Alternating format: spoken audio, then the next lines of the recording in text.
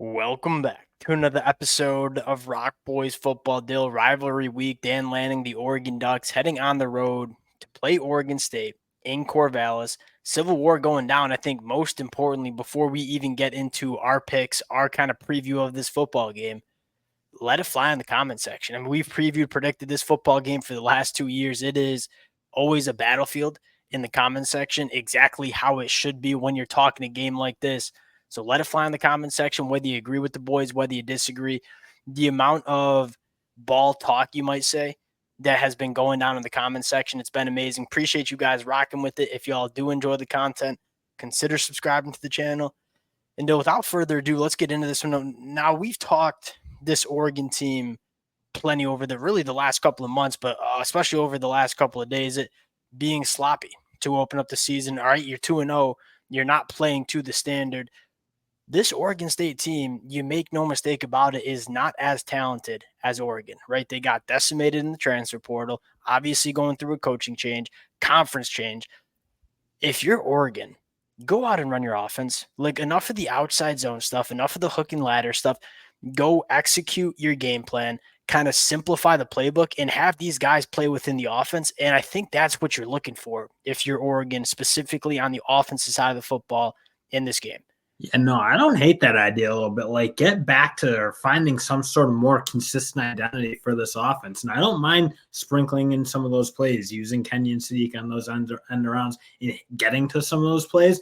But it does feel like right now Oregon is maybe a little too heavy to that. So they're not running like a particularly clean offense. They're making way too many mistakes, a lot of holding calls when they're trying to get to the perimeter.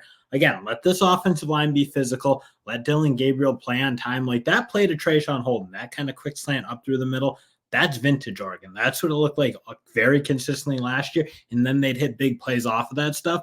They do, I think, need to get back and kind of find what their identity is going to be and get to that where they're running it like a well-oiled machine like they were last year, because we haven't seen that yet this year. Yeah, I'm with you. Like, you take a look at that play to Trayshawn Holden, there's nothing special there. Like, Boise State's going cover zero. We're going on an inside slant, and we're just saying our wide receiver has to beat the guy that's covering him. And if we do it, we're scoring a touchdown. I want to see in the running game, specifically against a team like Oregon State, where you look at Oregon State, and I don't think Oregon State fans would necessarily push back with this evaluation. This is an Oregon State defense that it doesn't have the body types that it did over the last couple of years. This Oregon team should be able to, for lack of better terms, physically impose their will on this Oregon State defensive line. I want to see this rushing attack be more vertical. The first 2 weeks, it seems like there's a lot of outside zone concepts where, one, it's just not really working for Oregon. Two, they keep on holding, and so they're at 1st and 10 or 1st and 20 seemingly every drive. You got road graders on the offensive line. Like, I still think this offensive line, from a pure personnel standpoint, can be one of the better units in the country. When they got to that on Boise State at the end of that game, that's like, oh, this is the Oregon I kind of remember. But I think you're right. I mean, they're not the most athletic offensive line, I wouldn't say, in the world. And when they're trying to get so heavy to the perimeter, that is causing some problems. It's getting guys out of position. It's not putting them in the best position for themselves to excel. And they're taking penalties. They're blowing plays. They're blowing assignments. I'm with you. Again, Oregon State, too, for that matter, I don't think as a team you want to not be executing at a high level. 100%. This game could get really hairy. And frankly, in that environment, in this game, this rivalry game, like something bad could happen. Oregon's kind of skated by playing teams close that they really shouldn't be playing close. And I kind of look, Oregon State just doesn't make a ton of mistakes. So if Oregon's not kind of clicking, Oregon State's not going to give them some of the plays that they've been given by Idaho or even Boise State. So they do need to run something where they can execute it at a much higher level more consistently than. Yeah, I think Oregon State's going to try to slow this game down, limit the amount of times Dylan Gabriel and Oregon can touch the football. And so you want to make sure that every single drive you have, you're executing, and you're not killing drives by turning the ball over or getting a penalty that moves you behind the sticks, and then you're struggling to pick up the first down. That's what you're looking from Oregon. Again, it's kind of the same conversation we had the last 2 weeks. If this Oregon team comes out and executes, they should be able to win this football game relatively handily. Now, flipping to the other side of the football deal, I really do think the Oregon defense has, on aggregate, been pretty damn good. Obviously, going up against a guy like Ashton Genty last week, if you make a mistake, If you miss a tackle, again, we said it last night. It doesn't go for 15 yards. It goes for 70 and a touchdown. We saw that play out last Saturday night, I should say, against Boise State. You look at Oregon State, they're going to want to run the football. They've run the football so far throughout the first two games. 65% of the time, that's top 20 in the country. That would quite frankly be top 10 if there weren't so many blowouts for a lot of these really good teams early. That's a really high percentage. Oregon State wants to run the football.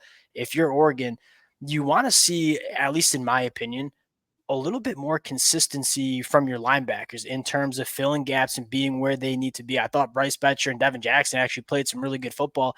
Jam Griffin for Oregon State, one, runs the ball really hard. He's probably no taller than me, like 5'9", 5'10", tops, and I'm kind of giving myself an inch right there. But he's a lot bigger than me, I'll tell you that much, and he deals with contact exceptionally well. This is a guy that wants to get vertical in the run game. If you're Oregon, you want to play a physical brand of football in the front seven, because I look at this Oregon State passing attack and say, I don't know if the pass catchers are going to be separating on guys like Jabbar Muhammad on the outside. I think Oregon State's going to try to beat you running the football. If you're Oregon, you got to make sure you're stopping the run here. And that's where, again, you kind of look, they like fitting runs more consistently. And on the whole, it hasn't been a problem for Oregon, but they have given up some big plays. They have let some of that happen. And you kind of look, this Oregon State team, they'll run the ball in every way. They'll run it to the perimeter. They'll run it inside. The quarterback obviously can run. McCoy's a very solid runner in his own right. So they do test you a little bit in the run game. And again, I'm not saying I necessarily look at this Oregon State offense as a particular threat to the Oregon Ducks, but it does give you a chance to, like, yeah, can our linebackers play more consistently, fit their runs more consistently? Because I think the defensive line's been holding up there into the bargain. I think that unit's played really pretty good for them for this most of this year. Again, they have given up some big plays in the run. Can the linebacker play kind of match that level and avoid letting that happen? Because it can't happen when they play. One thing I'll say that I want to add from Oregon, Oregon's asking these guys to do a little less two gapping and kind of a little bit more vertical. Like, we're shooting gaps and we're trying to be disruptive, which I like, right? I don't think you had the personnel last year to really ask your interior defensive line to be kind of difference makers behind the line of scrimmage. They're asking guys like Darren Harmon and Jamari Caldwell to be those kind of guys a little bit more, at least from what I've seen from Oregon's defense the last 2 weeks, which I love. Like, I think they're looking for just more impact from that defensive line, which is something we talked about all summer. I want to see them connect on some negative plays a little bit more. And again, Ashton Genty is a guy that his ability to jump cut and make people miss behind the line of scrimmage is nothing short of elite. So it was kind of hard to bring a guy like that down behind the line of scrimmage. This Oregon State team, I think, is going to give you a little bit more chance to get Oregon State behind the chains. Can Oregon do that is a question mark for me, because you look at this Oregon State passing attack when they are in those third and long situations. Again, I think a lot of Oregon State fans would probably agree with this, that that's not where this offense wants to be. They don't have a quarterback that is very comfortable pushing the ball down the field on a consistent basis. And I don't think they have wide receivers that, are elite difference makers, like guys like Silas Bolden were last year. So if you're Oregon, not only being disciplined from the linebacker standpoint in terms of fitting runs, but can we get behind the line of scrimmage? We've been really disruptive, but I feel like we've kind of missed out on the I say I'm talking about Oregon here. I feel like we've missed some opportunities to really get guys down in the backfield. And I'm kind of looking for that from this Oregon defense. Yeah, if they can get this team off schedule, that is Oregon State, that is a real problem. Because I think you're right. I think, honestly, McCoy's pretty good when he's throwing on rhythm, getting the ball out of his hands really quickly. But when they ask him to get the ball down the field, go through a progression of those deeper intermediate routes, that does seem to be the bit of an issue. Doesn't necessarily have the weapons on the outside. I'm not sure he really has the arm to be a high-level deep ball quarterback in his own right. So, again, Oregon State's going to play a pretty simple game at the end of the day. I think they're going to try to stay on schedule, get the ball out of their hands quickly. So if Oregon can start creating more negative plays than what they have and be disruptive to this Oregon State team, I think that's a really good way to put one of those performances on the field that's like truly dominant, because we haven't seen that yet.